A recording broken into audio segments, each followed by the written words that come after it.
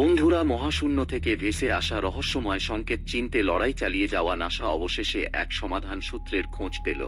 কিভাবে মিলল এই সাফল্য?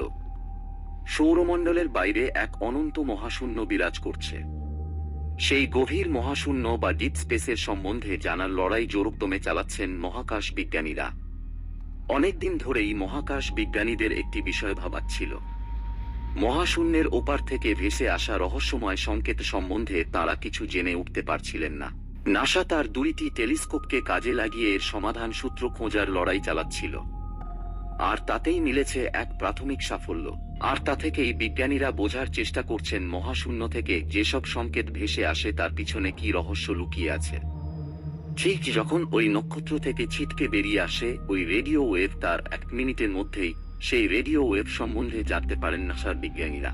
তবে এই ছিটকে বেরিয়ে আসা রেডিও ওয়েভ মাত্র কয়েক সেকেন্ড স্থায়ী হয়েছিল।